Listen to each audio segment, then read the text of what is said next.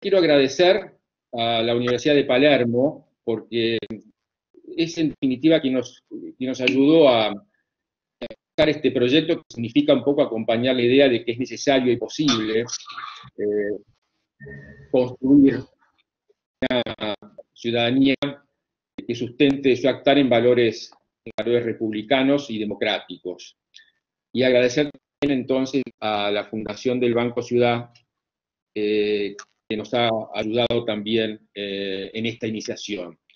Agradecer también a todos los que aceptaron sumarse al CIBES, al centro, como coordinadores, investigadores y en el Consejo Consultivo. Algunas personas en particular, Leandro Vergara, Lorena Civitanich, a Paula Herrera, a Elena Rodríguez Lorel, fundamentalmente dos personas que me han mucho en estos años, me han acompañado y que los aprecio más allá de lo profesional, desde lo personal, que es Tim Bomer y Martín Farrell, que los tenemos acá presentes. Así que todos de distintos lugares y en distintos momentos me ayudaron a aclarar un poco, a clarificar un poco las ideas. En el caso de Martín, seguramente, de los Martínez, Bomer y Farrell, más que aclarar, van a oscurecerlas, porque son más la gente que son los que se ocupan de oscurecer, y después, por supuesto, aclaran, y entonces primero oscurecido y después esclarecido, gracias a las explicaciones que ellos me han dado. Realmente es una alegría, en este caso, tenerlo a Martín bueno, y a Martín Bomer un fuerte abrazo también. En definitiva, a quienes nos acompañen un agradecimiento a quienes nos acompañen en este momento, a sus amigos o dirigentes o jóvenes estudiantes, universitarios o de escuela secundaria. En definitiva, nos vemos como ciudadanos atraídos por la posibilidad de conocer un poco algo más de las funciones que corresponden a este rol de ciudadanos. Paso entonces a hablar un poquito sobre cuál es el porqué de ciudadanía, que es en definitiva convoca y que va a convocar a trabajar en este ámbito académico y universitario. Yo recurro simplemente a un texto de Borges, como para iniciar, para decir 2 o 3 palabras, del año 1946, Humano Pobre Individualismo, y hay una frase, que es en el segundo o tercer párrafo, que Borges nos dice que el argentino, a diferencia de los americanos del norte y de casi todos los europeos, no se identifica con el Estado. Ello no puede atribuirse a la circunstancia de que en este país, no puede atribuirse a la circunstancia de que en este país los gobiernos pueden ser públicos, o al hecho general de que el Estado es una inconcebible abstracción. Lo cierto, termina Borges, es que el argentino es un individuo, un ciudadano. Empiezo con esto porque no era concretamente un estatista, todo lo contrario. Se habla de una persona que es un liberal dentro del Leviatán, que caracterizaba mucho de los movimientos ideológicos del siglo XX, era reconocido por personajes como Sartre y muchos escritores. Entonces Borges es un estatista, pero sin embargo nos dice que el argentino no se identifica con el Estado, a diferencia de lo que sucede en otros países, y por lo tanto no es un ciudadano, sino que es un individuo. Él vincula perfectamente ese desdoblamiento que tiene el ser humano en lo que significa su vida privada, su aspecto privado, y la necesidad también de que que participe de la vida pública, y en este caso no solamente pensando en lo público como lo es, sino pensado sobre todo como un espacio público común. En definitiva se desarrolla la vivencia de este caso de un Estado, y que también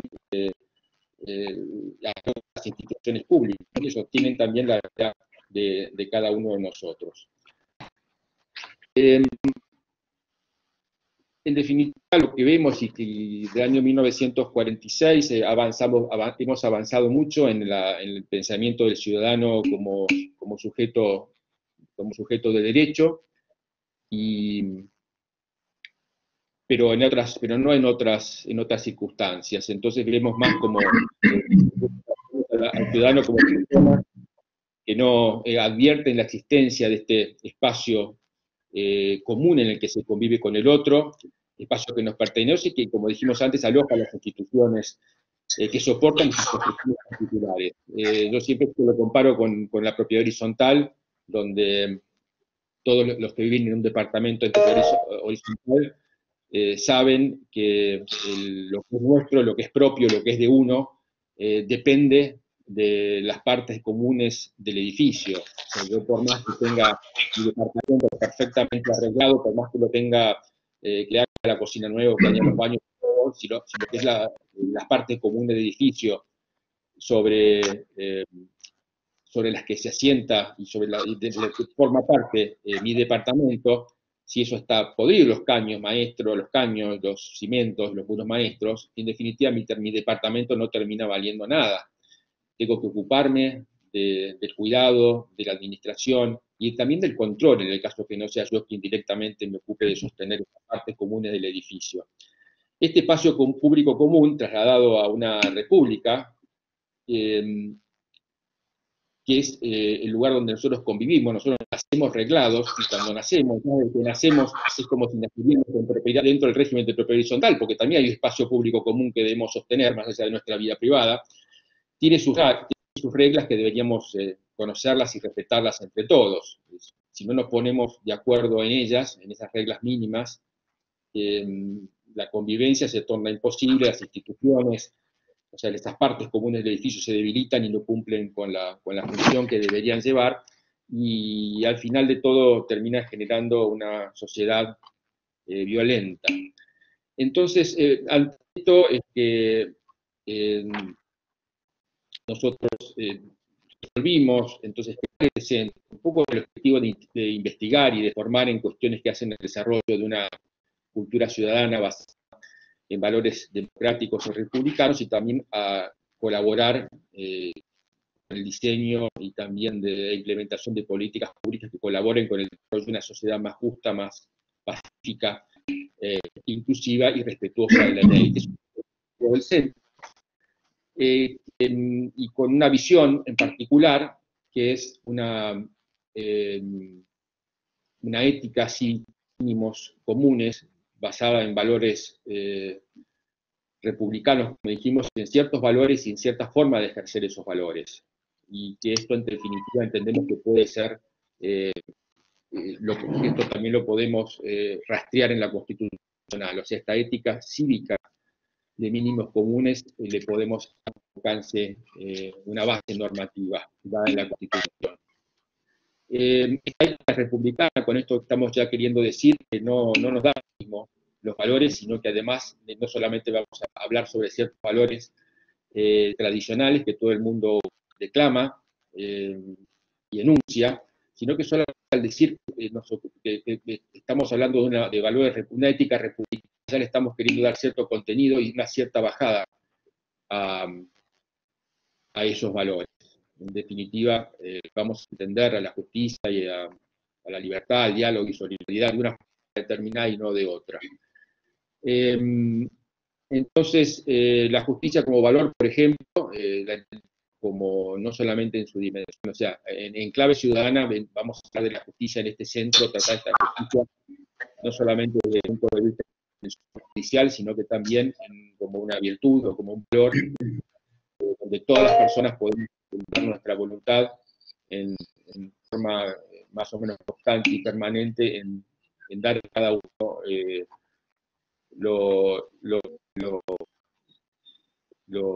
forma permanente pueda orientar su voluntad en lo que corresponde. Ahí me está diciendo que tenemos un problema de audio, así que yo lo que diría es, yo lo que diría es, vamos a apagar por ahora, o voy a apagar la cámara, yo por lo menos la mía, qué pasa. ¿Se escucha mejor?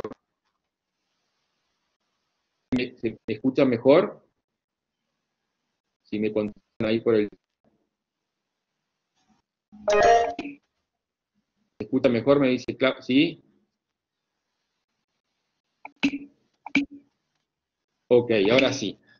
Entonces, estábamos diciendo, y repito, aunque sea esto último, que la visión que tiene el centro es trabajar en una ética cívica de mínimos comunes, porque creemos que eso es lo que hace falta para nuestro país, y que está basado en ciertos valores y formas de hacer esos valores, y que esto surge de la institucional, una ética republicana. Por lo tanto, le vamos a tratar a estos valores con un cierto contenido y de una cierta forma. Y decía con respecto, por ejemplo, al tema de la justicia, que es uno de los valores fundamentales junto con la libertad, es que vamos a ver la justicia, o sea, ver la justicia en clave ciudadana significa para nosotros darle un valor que está al alcance de todos nosotros, de todas las personas, y todos podemos ejercer, podemos orientar nuestra voluntad de forma más o menos constante y permanente en dar a cada uno lo que corresponde. Podemos mutear los micrófonos de los otros moderadores, Ernesto y Delfina, perdón, pero bueno, ahí estamos. Entonces, hoy vamos a hablar, concretamente, hoy vamos a hablar de la libertad, desde lo filosófico, distintos aspectos que hacen desde el punto de vista ciudadano a la libertad, que es otro de los valores fundamentales que de los cuales vamos a trabajar, distintos aspectos que hacen a ella, y como dijimos antes, desde lo filosófico, lo político y el ejercicio práctico en el nivel más cercano a los ciudadanos, que es el de los municipios. Entonces, en este orden, presento a... ¿Me están escuchando bien ahora? ¿Mejor?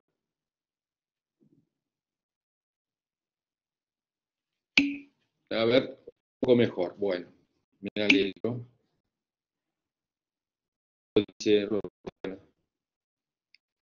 En primer lugar, vamos a presentarlo entonces a Delfina.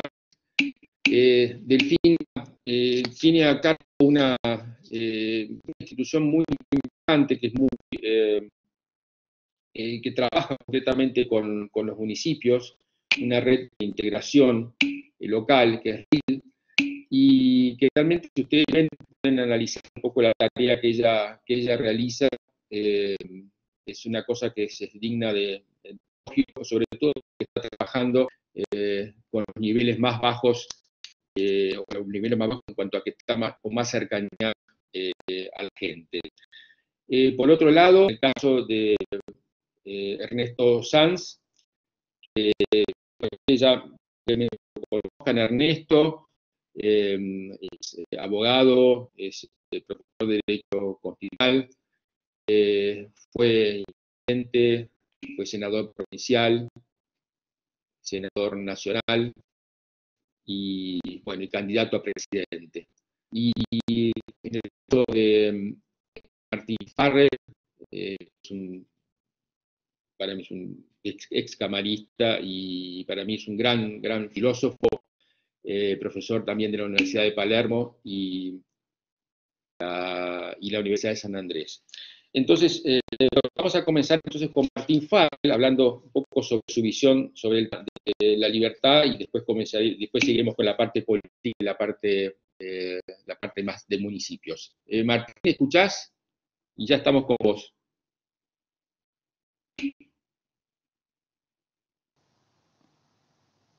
Mauricio, te escucho bien. ¿Querés que ponga la cámara? Arranca, dale. ¿Empezamos? Empezamos. Gracias por invitarme.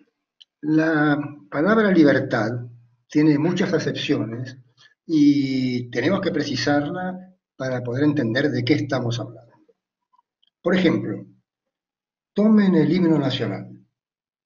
Oíd mortales el grito sagrado, libertad, libertad, libertad. ¿Qué quiere decir ahí la palabra libertad? Es muy claro. Ahí quiere decir Libertad de España. Terminemos de ser colonia, dejemos de ser colonia. Pasemos a ser un país libre en el sentido de un país independiente. Terminemos con el vínculo colonial. Ahora, vayamos 50 años más adelante. El preámbulo de la Constitución de 1853. Asegurar los beneficios de la libertad para nosotros, para nuestra posteridad. ¿De qué libertad? ¿De la misma libertad de que habla el himno? No. En 1853 nadie estaba preocupado por no ser más colonia. Ya sabíamos que éramos más colonia. Entonces queríamos garantizar otro tipo de libertad distinta al que le preocupaba a los autores del himno nacional. Estábamos pensando en precisamente lo que hizo la Constitución de 1853, es decir, garantizar los derechos y garantizar ciertas libertades individuales que estaban contenidas en la parte liberal de la Constitución, en los artículos 14, 17, 18, 19. ¿Qué tipo de libertad es esta que garantizaba la Constitución de 1853? Es lo que técnicamente se llama la libertad negativa. Es decir, el Estado se abstiene de entrar en un cerco protector que rodea al individuo. El Estado no puede entrar, los demás individuos tampoco, sin permiso del titular de esa libertad. Y si algún individuo entra sin permiso, el Estado debe castigar. Y entonces aparecen los derechos y libertades concedidos en el artículo 14. Usar y disponer de la propiedad, navegar y comerciar, trabajar, ejercer industrias lícitas, entrar, salir, permanecer y transitar. Todos son derechos negativos. El Estado no tiene que hacer nada. El Estado tiene que abstenerse de hacer. Si yo estoy usando de mi propiedad, el Estado no tiene que hacer nada. No tiene que interferir con mi uso. Si estoy trabajando, el Estado no tiene que hacer nada. No tiene que interferir con mi trabajo. Esas son las libertades negativas que introdujo la Constitución de 1853. Y funcionaron espléndidamente bien. Argentina se convirtió en un país próspero que atrajo inmigración, que atrajo capitales y que se desarrolló intensamente durante lo que restaba del siglo XIX y las primeras décadas del siglo XX. Es decir, hay que recordar que antes de 1853 no teníamos nada. No teníamos ningún tipo de libertad, ni ningún tipo de garantía. De manera que poder decirles a los inmigrantes que leyeran el artículo 14 era muy importante para ellos. De modo tal que las libertades negativas cumplieron acabadamente su propósito. Pero cuando llegó el siglo XX, cambia la ideología de los ciudadanos y quieren más. Con toda razón, no estoy criticando en absoluto este giro. En 1905 es elegido el primer diputado socialista de América en Argentina, Alfredo Palacios, y comienza a introducir otro tipo de derechos, otro tipo de libertades, que son los derechos positivos y las libertades positivas. Acá el Estado tiene un papel activo. El Estado no tiene que abstenerse, el Estado tiene que hacer. Las libertades negativas habían recibido ya una crítica fuerte durante el propio siglo XIX. Uno de los que la criticó de un modo profético fue Marx. En la cuestión judía, Marx encaró las libertades negativas de la Constitución francesa de 1791 y fue despiadado. ¿Qué tipo de libertades son estas? Estas son las libertades de los ricos, estas son las libertades de los burgueses, estas son las libertades de los egoístas. Y tenía un punto. Como casi siempre Marx, aunque exagere, tiene un punto. Porque miren un poco cuáles son las condiciones que se necesitan para poder disfrutar de estas libertades. Y se requieren recursos económicos. Yo puedo usar y disponer de mi propiedad. Y está muy bien. si tengo propiedad. Si no tengo propiedad, el artículo 14 no me permite usar nada. Puedo salir del territorio argentino, es muy importante. Si puedo pagar el pasaje, yo no puedo salir del territorio argentino. Entonces, todos podemos tener las mismas libertades, pero a su vez podemos valorarlas de manera diferente. El que no tiene ningún recurso puede valorar menos el usar y disponer de propiedad que el que tiene propiedad. El que puede salir del territorio puede valorar más salir que aquel que no puede pagarse el pasaje. Ese es el cambio de ideología que aparece desde comienzos del siglo XX y que anticipó Marx en el siglo XIX.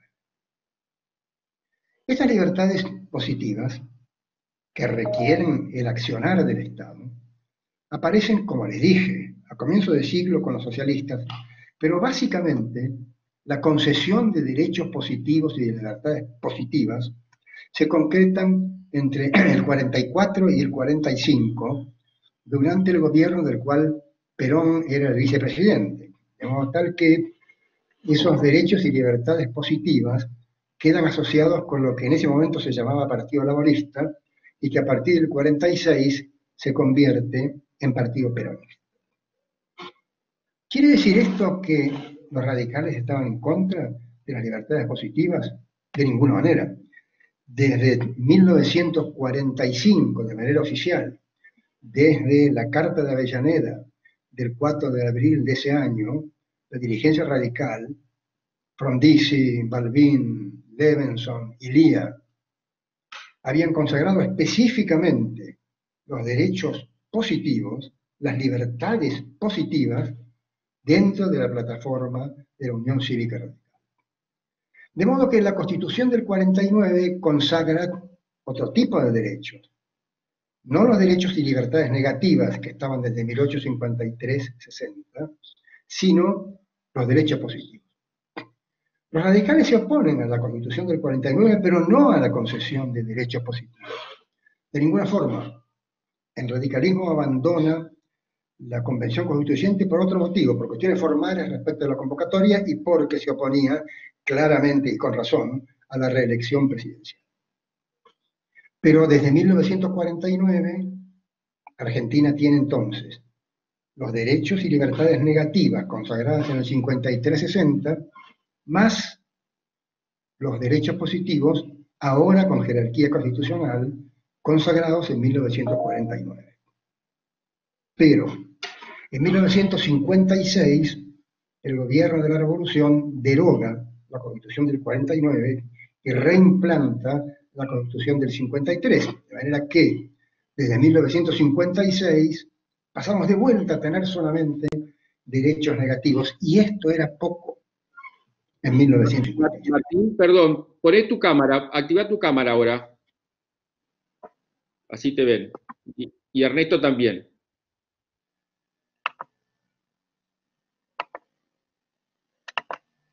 Ahí estás. De modo que en 1956 era poco. Por eso en 1957 el gobierno revolucionario convoca una convención constituyente con un objetivo central, que era que la convención validara la declaración de nulidad de la Constitución del 49 y volviera a considerar entonces como jurídicamente válida y legítima la Constitución del 53.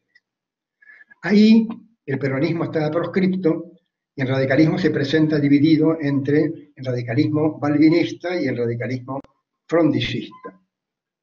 El radicalismo balvinista saca más votos que los frondicistas, pero el radicalismo frondicista abandona la convención constituyente y la deja al borde de la falta de quórum.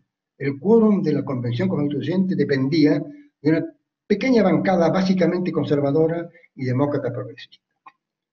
La convención cumple con su tarea número 1, que es proclamar la validez de la reimplantación de la Constitución de 1853, y se enfrenta ahora al tema de las libertades. Y por supuesto los radicales insisten en incorporar al texto constitucional las libertades positivas. Y comienza una tarea muy laboriosa de los convencionales radicales, para convencer a los convencionales conservadores y demócratas progresistas, pero básicamente a los conservadores, de incorporar derechos positivos. Se van incorporando uno por uno en sesiones laboriosas y angustiantes y siempre al borde del quórum. Se va entonces constituyendo lo que sería después el artículo 14 bis. Incorporando derecho por derecho hasta que llega un momento en que la bancada conservadora dice: ya incorporamos suficientes derechos positivos, abandona la convención, termina sin quórum y el artículo 14 bis entonces queda con los derechos que tiene. Pero, nuevamente, desde 1957, el pueblo argentino tiene derechos negativos, por una parte, concedidos por la Constitución de 1853-60, y derechos positivos consagrados en la Constitución de 1957. Cuando avanza el siglo, aparece otro tipo de derechos que voy a dejar de lado hoy porque están afuera de la tradición liberal. Son los derechos comunitarios que se insertan en la Constitución de 1994. ¿Cuál es nuestra trayectoria entonces? Es una trayectoria de ampliación de libertades, es una trayectoria de ampliación de derechos y es también, sí, una trayectoria de ampliación del poder del Estado. Y es una ampliación del costo de los derechos que muchas veces no hemos tenido en cuenta. Los derechos negativos son muy baratos. Requieren la abstención del Estado, requieren solamente justicia y seguridad. La justicia y la seguridad son dos rubros del presupuesto muy baratos. Los derechos positivos son muy caros. No es que se requiera usar y disponer de la propiedad, es que hay que dar propiedad. No es que uno puede usar y disponer de la vivienda si la tiene, es que le tienen que dar vivienda. Y juntamente con la vivienda le tienen que dar todos los restantes derechos que están consagrados en los artículos post-1853.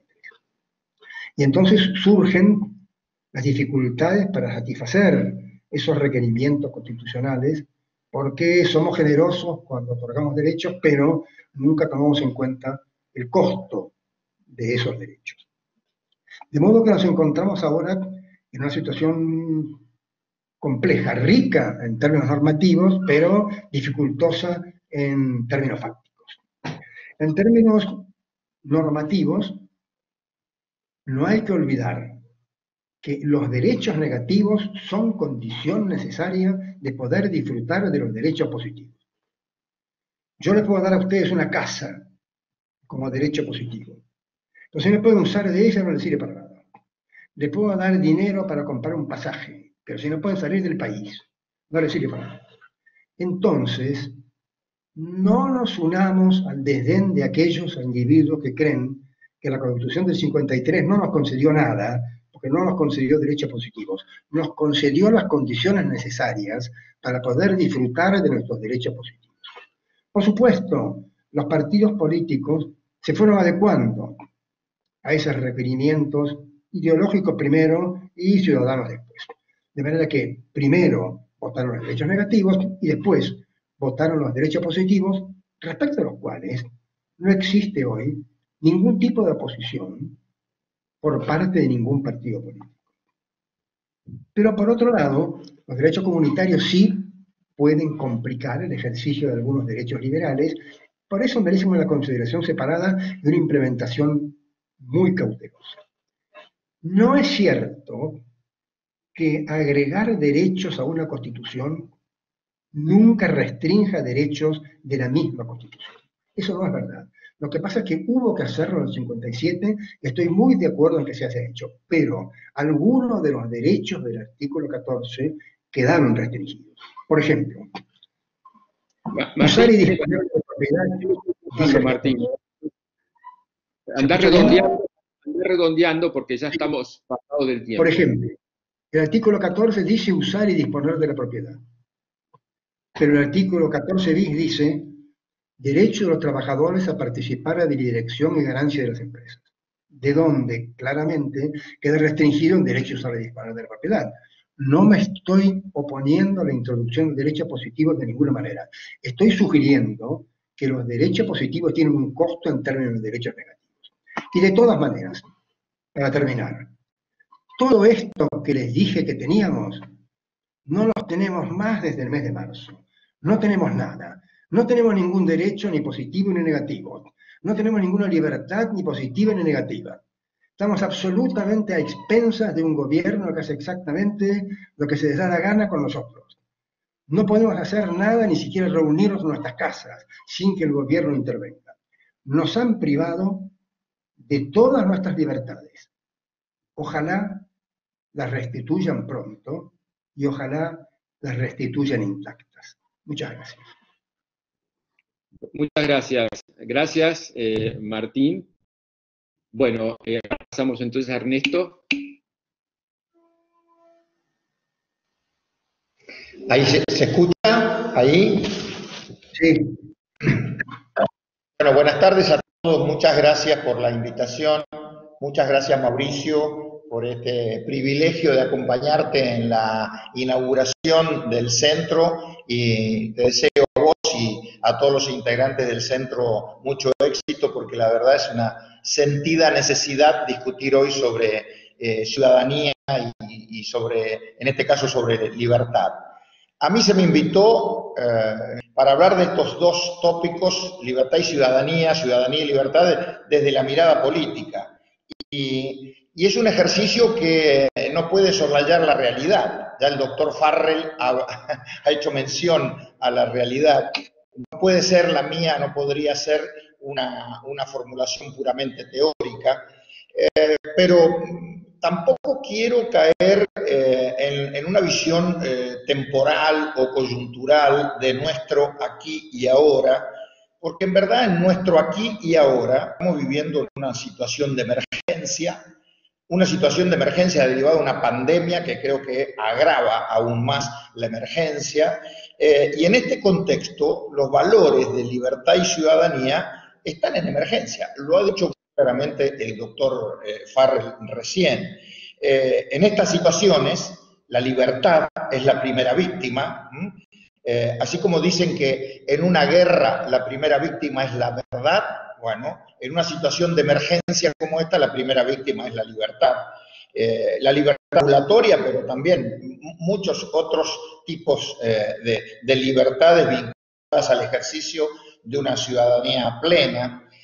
Ahora, yo lo que pretendo es separar un poco la cuestión temporal, evitar caer en el debate de la emergencia, y enfocarme en una mirada donde, tratando de bucear en aguas un poco más profundas, ¿no?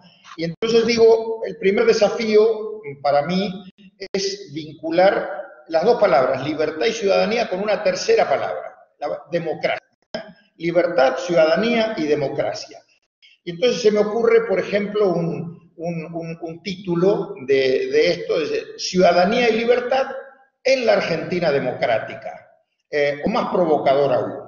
Se lo dije informalmente a Mauricio cuando me invitó. El título sería La democracia en la Argentina, nuestra democracia. ¿Es el escenario ideal para el desarrollo de una libertad ciudadana plena? Bastante provocador por sí el título. Y entonces acá también es algo de la coyuntura, porque no sería justo circunscribir al análisis a este momento, a este gobierno. Hay mucho para decir, y en el caso mío caería en una subjetividad plena, porque tengo una identificación política partidaria, pero me voy a ir un poco más allá. Hablando de democracia, si la democracia es el objeto de análisis, me iría a mirar un poco más atrás, desde el 83, desde que recuperamos la democracia, sin perjuicio, no se asusten, no voy a irme en toda la historia del 83, simplemente una mirada hacia el 83, y también con la posibilidad de que la mirada no se agote en el presente, en el hoy, sino sea hacia adelante. Es decir, una suerte de película y no la foto. Y entonces acá me animo, en esa mirada, a hacer una primera gran definición, a riesgo de que pueda no ser compartida. Y digo que la democracia argentina, desde 1983, en que se recuperó gracias al esfuerzo del pueblo argentino, tiene muchas asignaturas pendientes respecto a estos dos conceptos, al concepto de libertad y al concepto de ciudadanía. ¿Y por qué digo? ¿Por qué me animo a hacer esta reflexión así tan contundente? Porque el formato democrático, si uno lo dijera vulgarmente, la cáscara de la democracia funciona, y funciona en la Argentina sin objeciones. Tenemos elecciones cada 2 años, las instituciones democráticas funcionan en el Estado Nacional, en las provincias, etcétera, etcétera, etcétera. Pero el problema nuestro es el contenido. Cuando abrimos la cáscara y nos metemos adentro, el contenido democrático en la Argentina ofrece algunas dificultades, o por lo menos ofrece mucha carnadura para el debate en términos de vincularlo con libertad y con ciudadanía.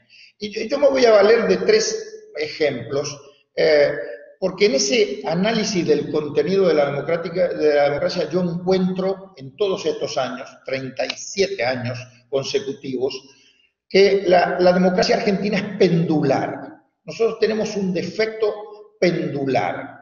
El péndulo es un símbolo que nos atrapa, simboliza muchos aspectos de nuestra democracia y nos hace mucho daño.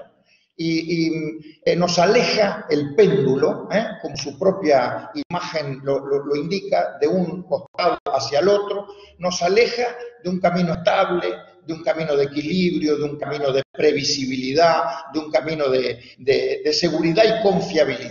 Y entonces elijo 3 ejemplos. Por ejemplo, la democracia argentina hoy, en este esquema pendular, va desde un republicanismo en un extremo, desde conceptos vinculados al republicanismo tradicional, hacia el otro extremo del populismo. Nosotros vivimos en un péndulo. Si alguien quiere mirar un ejemplo concreto y coyuntural, en los últimos años venimos de un gobierno, el anterior, que ha tratado de vincular su gestión a conceptos republicanos, al republicanismo, y ahora, y acá sí mi subjetividad de hombre político, estamos yendo en la dirección contraria, otra vez a reencontrarnos en una especie de déjà vu, porque no es nuevo, con un populismo que para mí es una verdadera deformación de la democracia. Y fíjense cómo esto afecta directamente el tema de libertades y el tema de ciudadanía.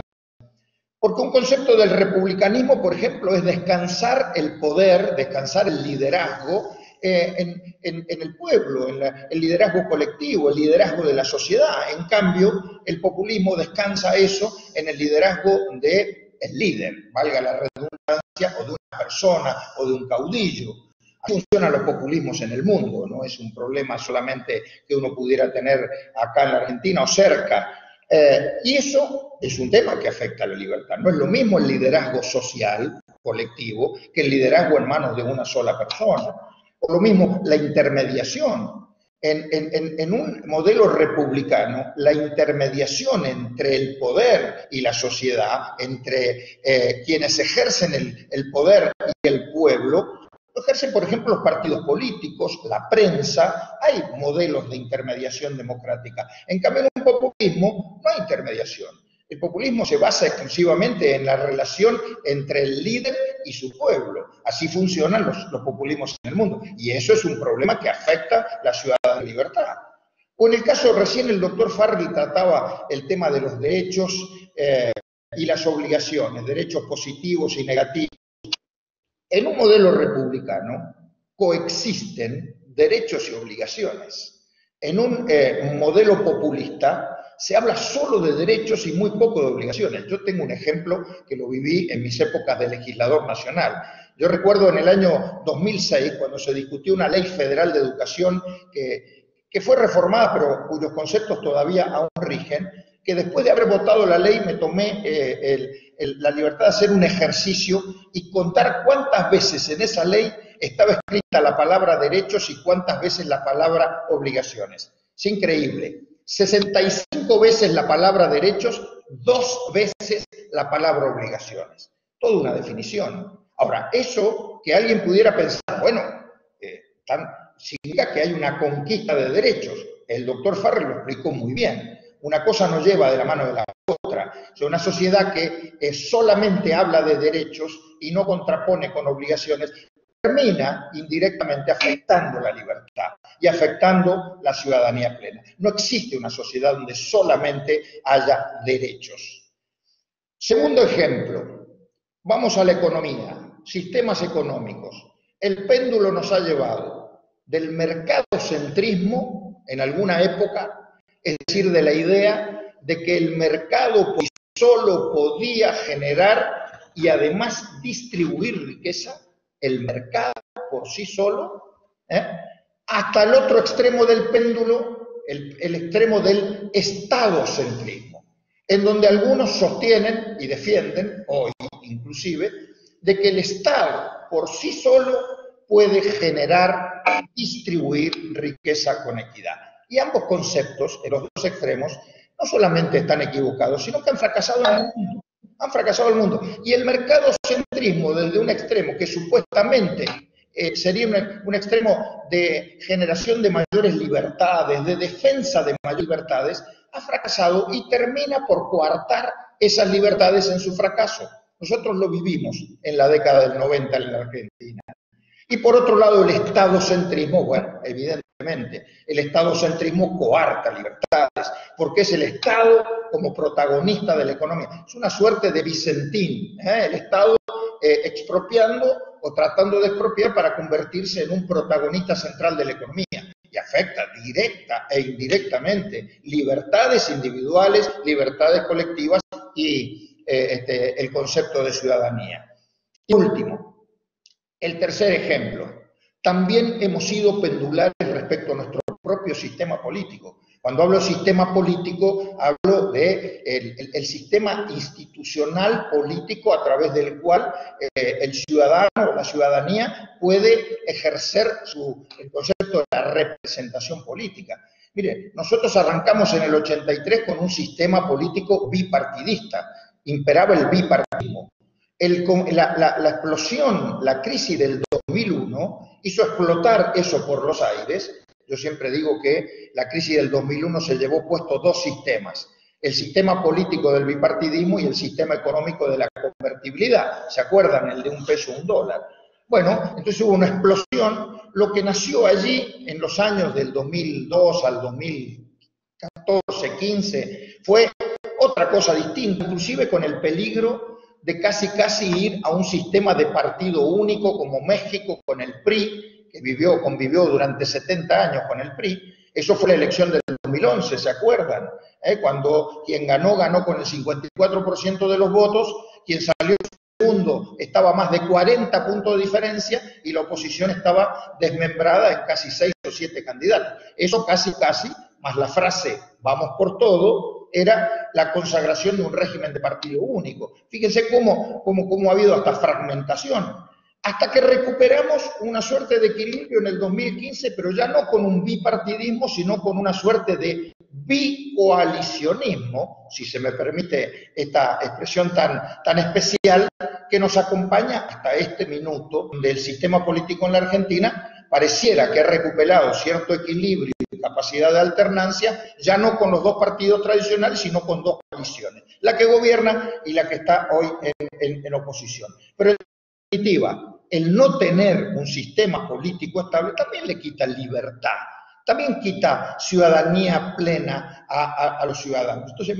he tratado en estos tres ejemplos verificar cómo esta democracia pendular termina afectando estos valores. Conclusión, y acá cierro, para que efectivamente haya una recuperación del concepto pleno de libertad, libertad con derechos y con obligaciones, es necesario que la democracia argentina esté imbuida de mucha ciudadanía participativa, convencida, una ciudadanía plena, democrática, republicana, que en este juego de ida y vuelta, de bypass, ciudadanía plena pueda devolvernos libertad plena.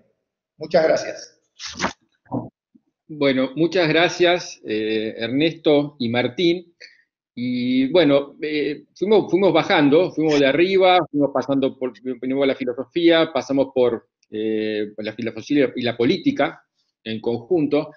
Y ahora me gustaría y que escuchemos entonces ahora a Delfina, porque en definitiva todo esto recae sobre las personas. Cuando hablamos de ciudadanos estamos hablando de una persona que vive, que trabaja, que estudia, que tiene necesidades y que está en toda esta escala que viene desde las ideas, pasa por la política, el poder, y en definitiva siempre es la persona la que está abajo de todo y es la que vive y para la cual los servidores públicos sirven, ¿no?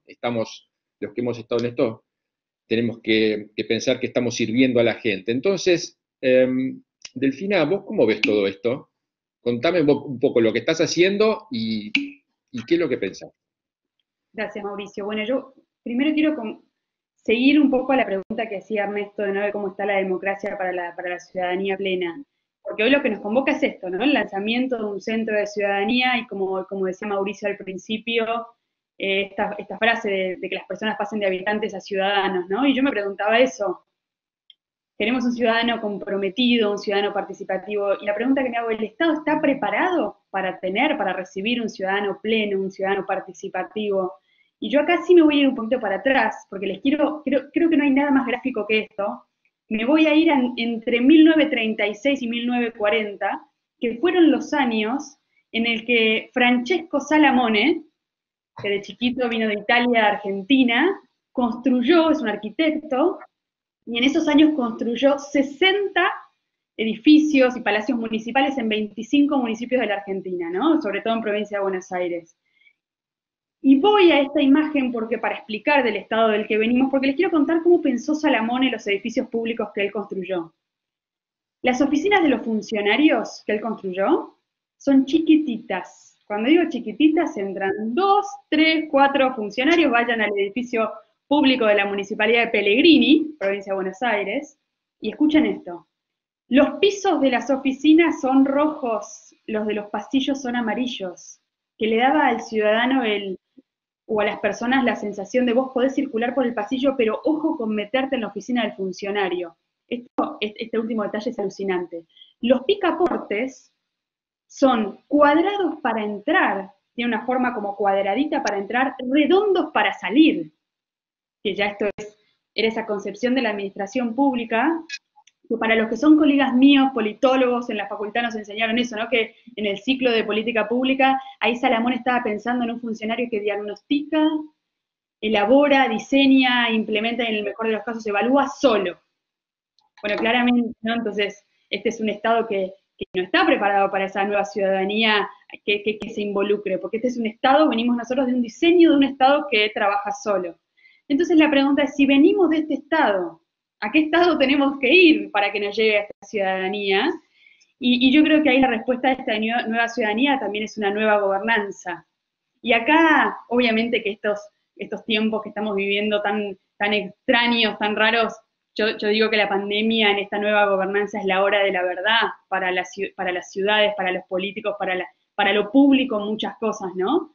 Porque venimos de un ciudadano, queremos un ciudadano comprometido, pero no podemos evitar hablar de que venimos de un ciudadano completamente digital. Y de repente la pandemia nos puso en la hora de la verdad que teníamos cuántas ciudades, cuántos estados que no tenían la posibilidad de pagar sus tasas online, ¿no? Por ejemplo, para decir algo. Entonces, hay mucho, yo creo que un gran tema que tenemos que hablar es esa conversación entre el ciudadano, el nuevo ciudadano y la nueva gobernanza. Y acá contarles un poquito lo que me decías, Mauricio, ahora sí me meto en lo que hago. RIL trabaja para acompañar a funcionarios municipales, en mi caso es la gestión local, a intendentes y funcionarios municipales, para que sean líderes de esta nueva gobernanza, para que estén, podríamos decir, a la altura de los tiempos. Y acá, la verdad que historias muy lindas para contarles. ¿No? Tenemos un ciudadano que usa todo el tiempo WhatsApp y que aprende rápido y que tiene muchos estímulos, muchos conocimientos. Bueno, RIL tiene un programa con los funcionarios que son comunidades de aprendizaje de WhatsApp, donde hoy 780 funcionarios de 189 ciudades del país están conectados de las 23 provincias donde se nuclean en grupos de hacienda y economía, en desarrollo humano, desarrollo económico, de ambiente, y donde la información fluye rapidísimo. Y yo creo que es lo que necesita nuestra ciudadanía, donde el secretario de Modernización, Roque Sáenz Peña Chaco, se puede meter en un grupo donde tiene 150 funcionarios de 90 ciudades del país y donde gira un montón de información. Y otra de las cosas que me gusta traer en este espacio, porque es como la contracara de lo que les contaba de Salamone, RIL implementa un concurso de innovación. Y este año, que es la 4ª edición, se anotaron 400 funcionarios, seleccionamos 100 equipos de gobierno, donde cada uno trajo un desafío.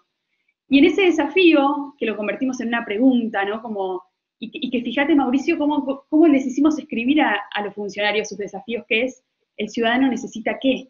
Un ciudadano que necesita algo que yo quiero resolver, porque finalmente el Estado, ¿no? Tratando de solucionar esos desafíos y generando mayores oportunidades.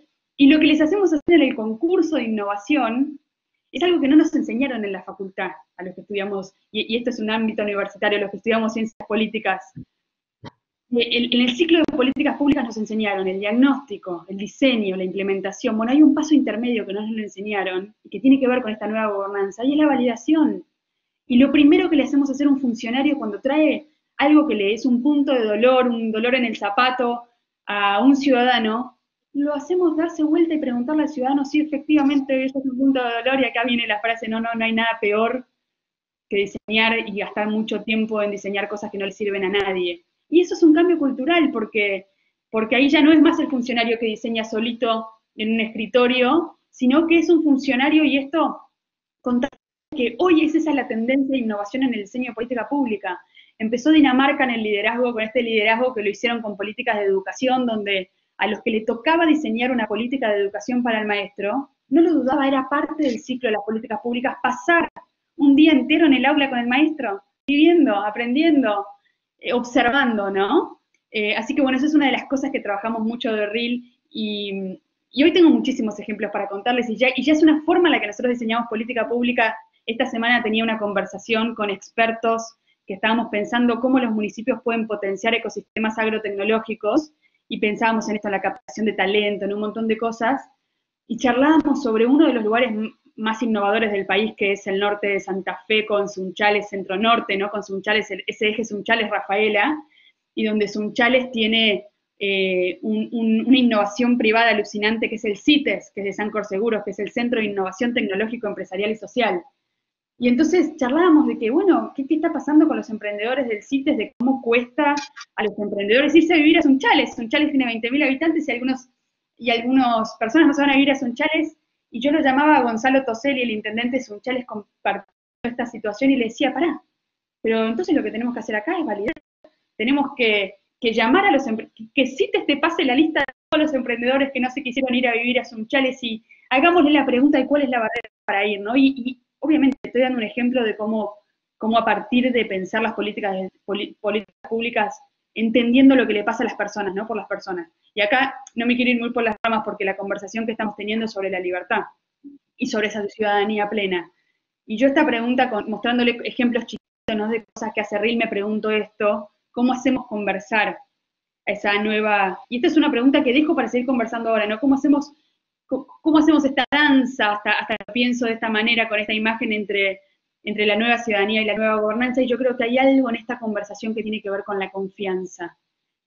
Y yo diría que es más bien un dilema, y lo estamos viendo en el marco de COVID, porque fíjense esto, ¿no? Acá yo sé que decir algo muy polémico que toca la en el medio y que es algo para debatir, pero todos nosotros queremos que esto se termine cuanto antes, todos nosotros queremos que el gobierno tenga un manejo inteligente de la pandemia, un manejo inteligente de la cuarentena, y para eso necesitan datos. Entonces todos tenemos la posibilidad de bajarnos una app y darle datos al gobierno, y no se la damos. Y lo primero que hicimos fue no bajarnos el app y no darle datos al gobierno, y se escuchaba mucho, ¿no? Digo, yo sé que estoy diciendo algo polémico, se escuchaba mucho el no te bajes el app y esto, lo otro, y fíjate el dilema en el que estamos metidos, si es porque no confiamos en nuestro gobierno. Y yo no me quiero meter ni en partidos políticos, porque esta es nuestra historia, no es algo reciente del último año, de los últimos 4 años, sino que esto es algo reciente. Los argentinos no confían en sus instituciones, lo vemos todo el tiempo, el peso, ¿no? Entonces, creo que hay algo sobre la confianza entre ese ciudadano que se involucre más, se va a involucrar cuando tenga más confianza de que su tiempo vale, y que a partir de involucrarse se diseñan políticas públicas y mejores soluciones.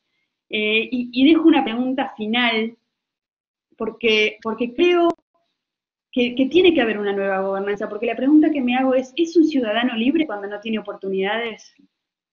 creo que, bueno, no la quiero contestar, pero ¿cuál es el rol del Estado acá en ser eficiente, en generar oportunidades, en mejorar la calidad de vida? Y yo creo que ahí nos merecemos un Estado que resuelva eso, ¿no? RIL trabaja para esto, para que los gobiernos municipales puedan, para que en realidad, para que los ciudadanos, para que las personas puedan tener calidad de vida y oportunidades en cualquier lugar del país, y necesitamos un Estado que esté a la altura de esa situación. Así que bueno, invitarlos a todos a ver la red de innovación local, que en muchas de estas iniciativas tenemos un mapa de innovación donde vamos compartiendo estas lindas noticias de territorio, y gracias, Mauricio, por invitarme a esta charla. Bueno, gracias a vos, Delfina, y quiero tomar, vamos a estar 10 minutos más, así que algo de lo que vos, voy a tomar lo que vos dijiste, fundamentalmente si estamos realmente preparados para tener una ciudadanía activa. Si este círculo vicioso, donde no le damos los datos porque no confiamos, creo que todo forma parte de lo mismo. Yo por eso inicié con lo de Borges, porque eso que él advertía en el año 1946, creo que lo seguimos teniendo ahora. No estamos identificados con el Estado, no hemos sido educados para ello, porque en la medida en que nosotros no participemos y no actuemos en forma activa y no estemos, para lo cual se requieren una serie de cosas, ¿no? Pero en la medida en que nosotros no hagamos ese tránsito, esa complementación como individuos a ciudadanos, directamente la ciudadanía que existe es una ciudadanía, algunos hablan de una democracia sin ciudadanos o de ciudadanos sin atributos. Porque en realidad si vos vas a la época de la ciudadanía en Grecia o en Atenas o en la República Romana, el ciudadano era el que estaba íntimamente vinculado y su vida estaba íntimamente vinculada con el ejercicio, con la intervención y el involucramiento en lo público.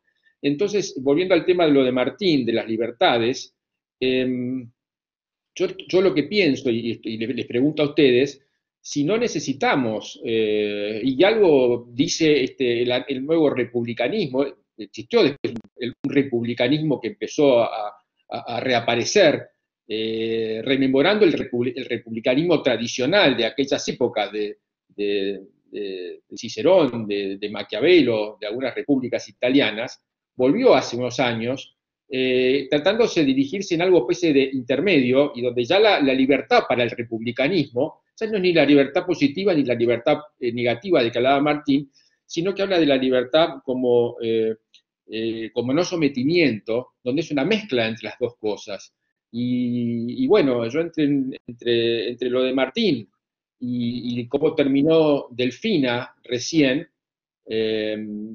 quizás estamos ante la necesidad de una cosa, ya a esta altura, de algo más intermedio, algo más moderado, que compartiendo un poco de las dos cosas, pero que la necesidad sí de que el ciudadano, y que tengamos unas reglas comunes que podamos compartir, ¿no? Porque si no compartimos unas reglas comunes y no respetamos aunque sea la ley, no podemos hacer nada y no vamos a confiar en nadie. Entonces, Martín, ¿a vos te parece que estamos preparados? ¿La gente está preparada como para hacer un salto de calidad en ejercer esa libertad positiva que vos decías que efectivamente tenemos en una parte, que no es que no tengamos o no le haya dado la Constitución original?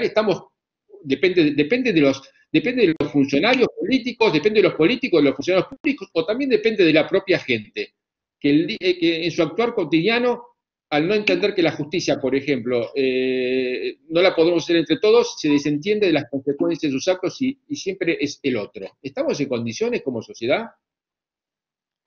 ¿Se escucha, Marcelo? Mauricio, ¿se escucha bien? Bien.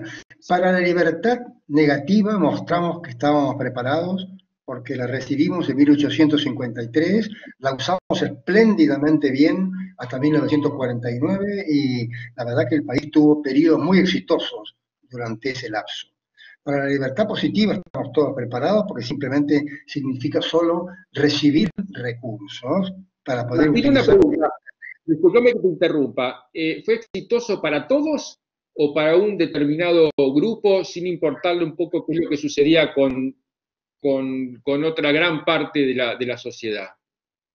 La libertad negativa en Argentina fue un producto que disfrutó toda la ciudadanía. Mis bisabuelos llegaron a la Argentina como pobres inmigrantes dotados simplemente de libertad negativa y le fue espléndidamente bien gracias a la libertad negativa, y como inmigrantes irlandeses no creo que tuvieran ningún sustento político en ninguna parte. De manera que estábamos preparados para la libertad negativa. Para la positiva estamos todos preparados porque consiste simplemente en recibir recursos para disfrutar de libertades negativas. Pero me pregunto si estamos preparados para la tercera libertad que vos mencionaste, para la del republicanismo, es decir, para el no sometimiento, porque el no sometimiento no es la única bandera del republicanismo, es no sometimiento y participación. Y para la participación yo no creo que estemos preparados. Y además el republicanismo a mí me impresiona como un movimiento que quiere la participación compulsiva. Yo no estoy de acuerdo con la participación compulsiva. Hay gente que quiere participar de la cosa pública y gente que no quiere participar de la cosa pública y gente que limita su participación de la cosa pública al voto. A mí me interesa la cosa pública. Estoy afiliado a un partido político porque la vida política me interesa y me ocupo de las noticias políticas, pero no lo hago por obligación. No creo que todo el mundo deba estar afiliado a un partido político. No creo que todo el mundo deba participar en asambleas. No creo que todo el mundo deba estar interesado en la cosa pública.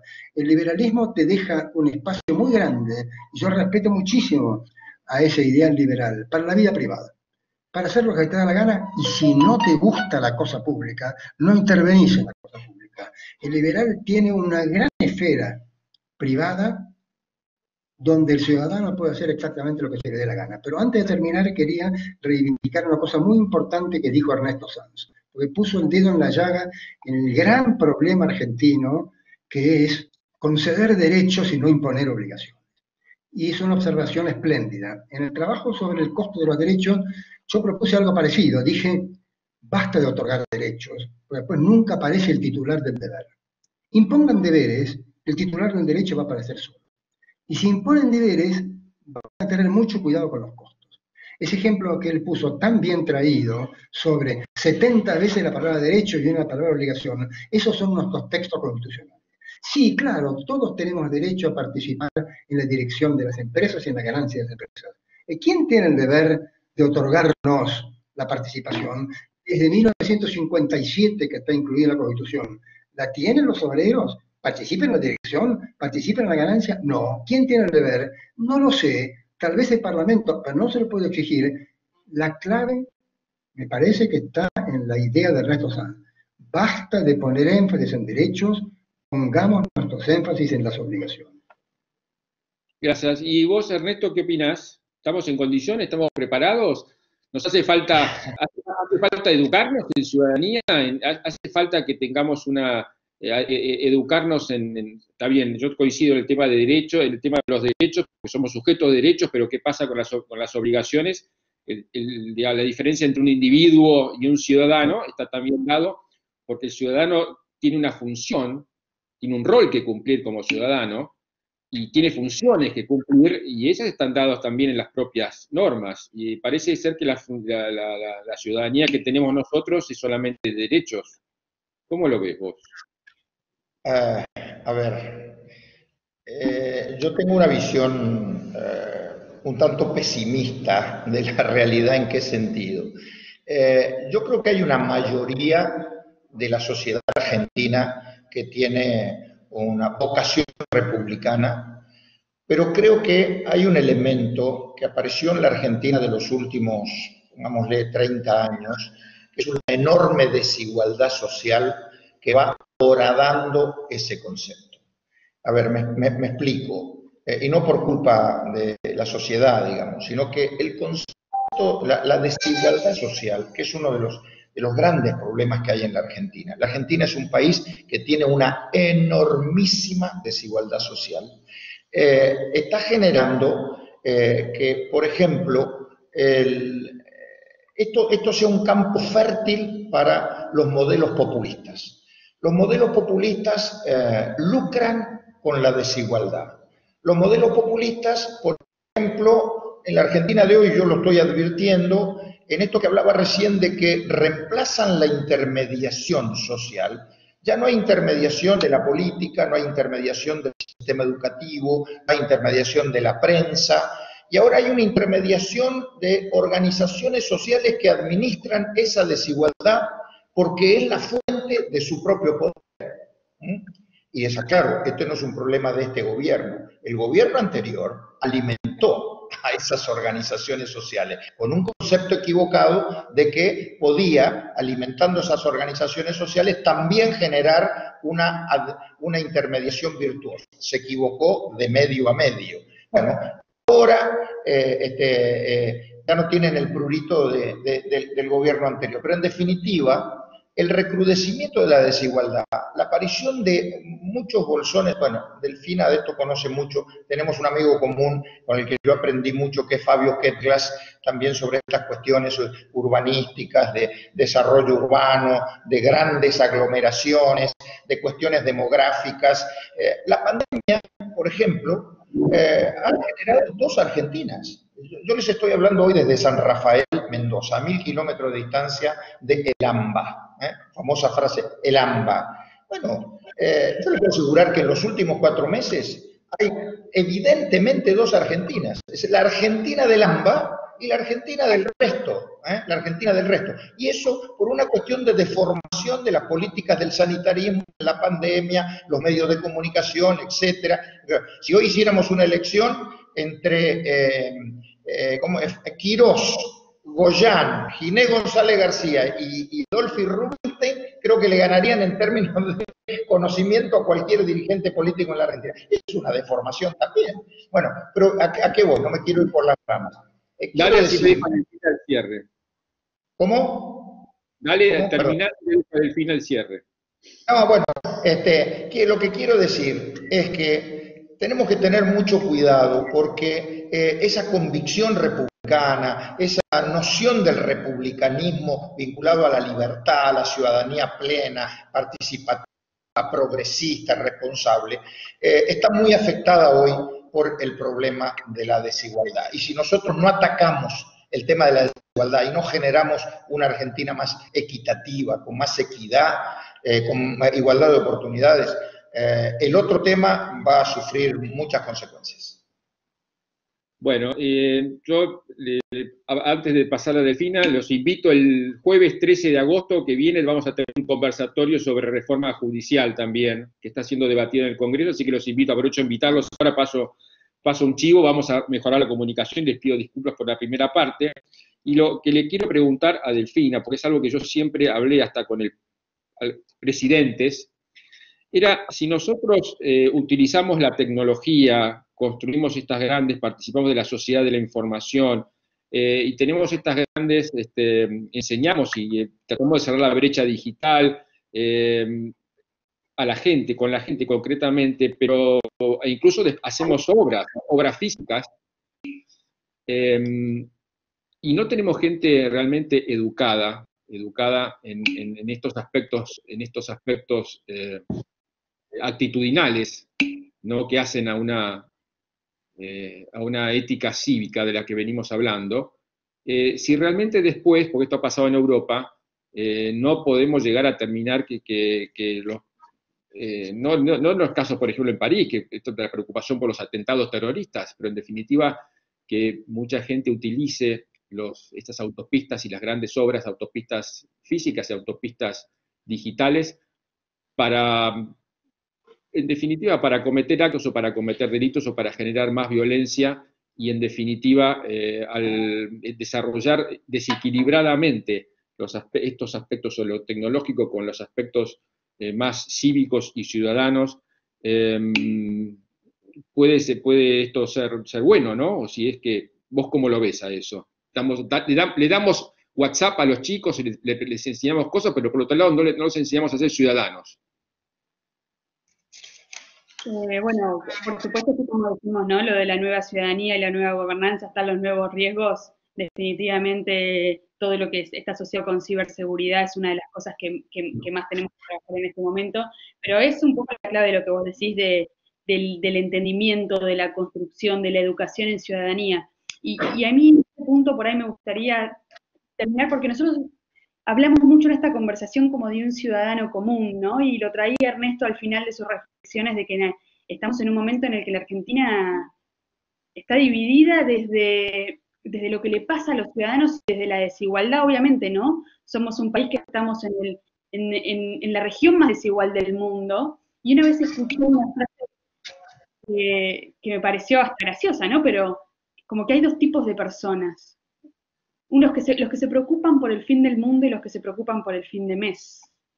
Y esto puede parecer como una pavada, ¿no? Pero bueno, ¿qué pasa con ese ciudadano que está preocupado por el fin de mes? ¿Qué pasa con ese ciudadano que está recontra interpelado por la desigualdad y por todas las cosas que está viviendo? Bueno, no es lo mismo. Ahora, ¿qué pasa con ese ciudadano? Y ahí está la educación de lo que decías, ¿qué pasa con ese ciudadano que está más preocupado por el fin del mundo? Y yo creo que acá tiene que haber esa educación y ese compromiso en trabajar para mejorarle las oportunidades a ese ciudadano que está preocupado por el fin de mes, y que el involucramiento también va a llegar con esa paz mental que te da tener las oportunidades, y yo creo que ese ciudadano que está preocupado por el fin del mundo tiene que trabajar para generar esas oportunidades con confianza, involucrarse más, pero definitivamente, Mauricio, lo que vos decís es esa educación en estos valores que se ponen en práctica, y acá hay algo muy lindo, ¿no? Porque así como yo les conté el ejemplo de Salamone, y para terminar, así como les conté el ejemplo de Salamone con esas oficinas tan chiquititas,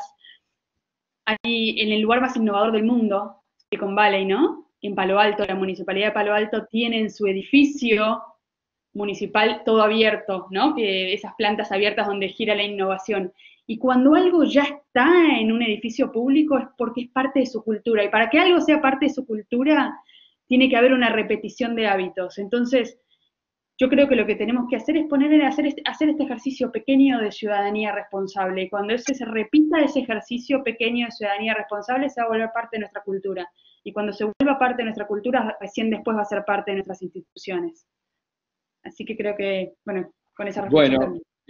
Te agradezco, comparto esto último que decís y con esto cierro.